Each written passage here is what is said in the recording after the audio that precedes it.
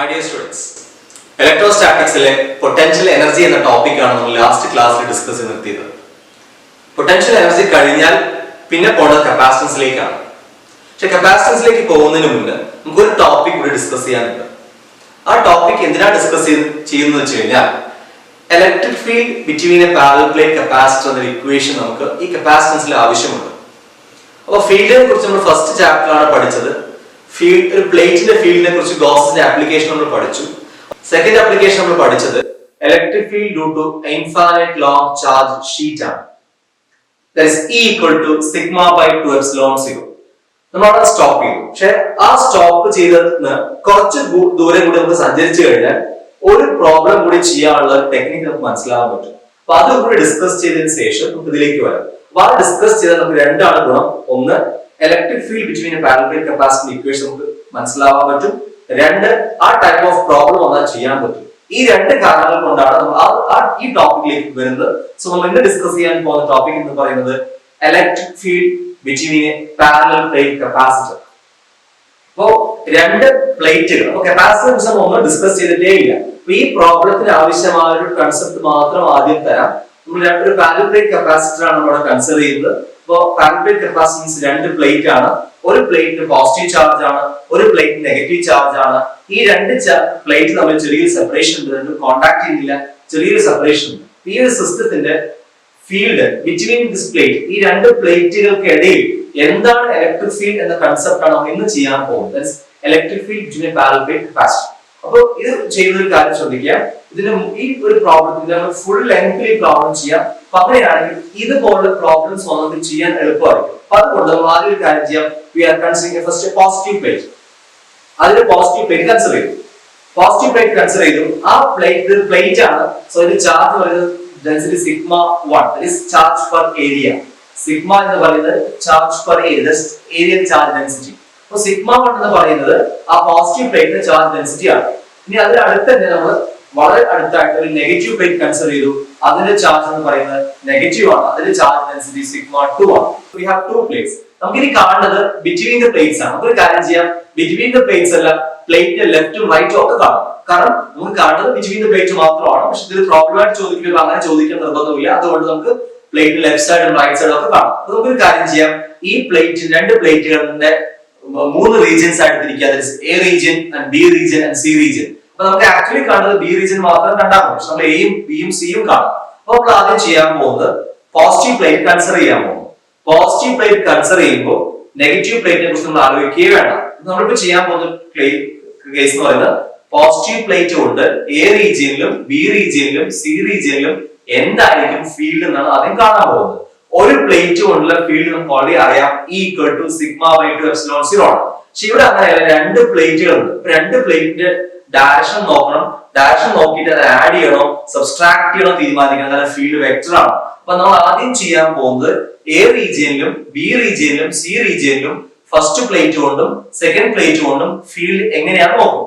ആ ഫീൽഡ് കിട്ടിക്കഴിഞ്ഞാൽ അതിന്റെ ആരോ സെയിം ഡയറക്ഷൻ ആണ് ആഡ് ചെയ്യും, ഓപ്പോസിറ്റ് ഡയറക്ഷൻ ആണെങ്കിൽ സബ്സ്ട്രാക്ട് ചെയ്യും. അതാണ് നമ്മൾ ആദ്യം ചെയ്യാൻ പോകുന്നത്. അപ്പൊ അതിനുവേണ്ടി ആദ്യം ഒരു കാര്യം ചെയ്യാം, first plate that is positive plate consider ചെയ്യാം. പോസിറ്റീവ് പ്ലേറ്റ് കൺസിഡർ ചെയ്യുമ്പോൾ ആദ്യം മനസ്സിലാക്കേണ്ടത് പോസിറ്റീവ് എന്ന ഫീൽഡ് ലൈൻസ് എപ്പോഴും എവേ ആയിരിക്കും. പ്ലേറ്റ് എപ്പോഴും എവേ ആയിരിക്കും. കാരണം പോസിറ്റീവ് ആകുമ്പോൾ ഫീൽഡ് ലൈൻസ് എവേ ആണ് ഉണ്ടാവുക. അപ്പൊ ഫസ്റ്റ് പോസിറ്റീവ് പ്ലേറ്റ് കൺസിഡർ ചെയ്യുമ്പോൾ എ എന്ന റീജിയനിലും അത് എവേ ആയിരിക്കും, ബി എന്ന റീജിയനിലും എവേ ആയിരിക്കും, സി എന്ന റീജിയനിലും അത് എവേ ആയിരിക്കും. അപ്പോ പോസിറ്റീവ് പ്ലേറ്റ് കൊണ്ട് എ എന്ന റീജിയനിലും ബി എന്ന റീജിയനിലും സി എന്ന റീജിയനിലും ഫീൽഡ് ലൈൻസ് എവേ ആയിരിക്കും. അപ്പൊ നമുക്ക് അതിന് ഒരു വാല്യൂ കൊടുക്കാം. അതായത് എ റീജിയനിൽ ഫീൽഡ് എന്ന് പറയുന്നത് E1A ആണ്, ബി റീജിയൻ അത് E1B ആണ്, സി റീജിയൻ അത് E1C ആണ്. E1C എന്ന് ഇൻഡിക്കേറ്റ് ചെയ്യുമ്പോൾ ഫസ്റ്റ് പ്ലേറ്റ് കൊണ്ട് സി റീജിയനിലെ ഫീൽഡ്, അല്ലെങ്കിൽ E1B എന്ന് പറയുമ്പോൾ ഫസ്റ്റ് പ്ലേറ്റ് കൊണ്ട് ബി റീജിയനിലെ ഫീൽഡ്, E1A എന്ന് പറയുമ്പോൾ ഫസ്റ്റ് പ്ലേറ്റ് കൊണ്ട് എ എന്ന റീജിയനിലെ ഫീൽഡ്.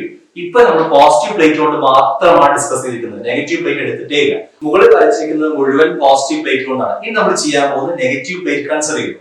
നെഗറ്റീവ് പ്ലേറ്റ് കൺസിഡർ ചെയ്യുമ്പോൾ പോസിറ്റീവ് പ്ലേറ്റിനെ കുറിച്ച് ഓർക്കുക വേണ്ട. അപ്പൊ നെഗറ്റീവ് പ്ലേറ്റ് കൺസിഡർ ചെയ്യുമ്പോൾ എപ്പോഴും ഓർക്കുക, ചാർജ് ഫീൽഡ് ലൈൻസ് എപ്പോഴും ടുവേർഡ്സ് ദ പ്ലേറ്റ് ആയിരിക്കും. നെഗറ്റീവ് ആയിരുന്നു ടുവേർഡ്സ് ദ പ്ലേറ്റ് ആയിരിക്കും. അപ്പൊ അതേപോലെ എ ഫസ്റ്റ് പ്ലേറ്റ് കൊണ്ട് എയും ബിയും സി കണ്ടതുപോലെ തന്നെ സെക്കൻഡ് പ്ലേറ്റ് കൊണ്ടും എയും ബിയും സിയും കാണും. ഫസ്റ്റ് എ റീജിയനിൽ ടുവേർഡ്സ് ദ പ്ലേറ്റ്, ഇനി ബി റീജിയനിലും towards the plate, C region towards the plate. So the value കൊടുക്കാം, that is E2A, that is electric field due to second plate at A region, and E2B, that is electric field due to second plate at B region, and E2C, that is electric field due to second plate due to C region.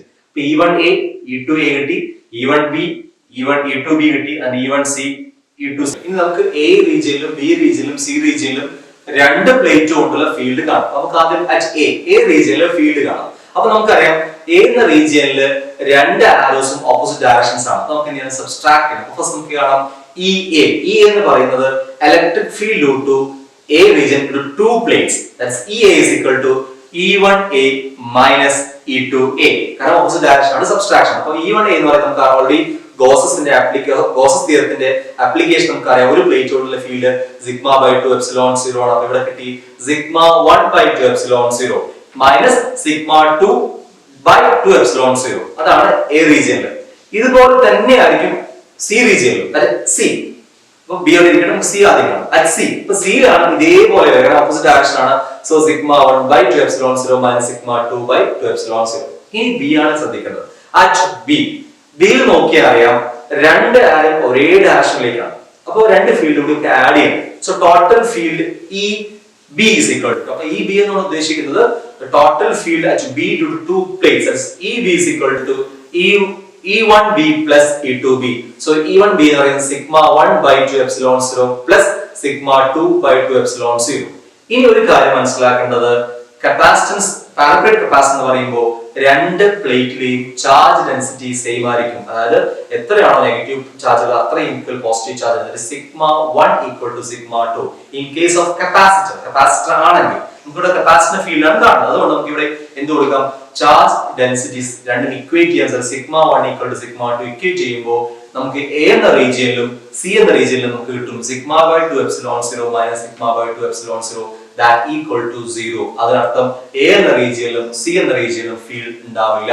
ഇനി what about B region നോക്കാം. അപ്പോൾ sigma by 2 epsilon 0 plus sigma by 2 epsilon 0.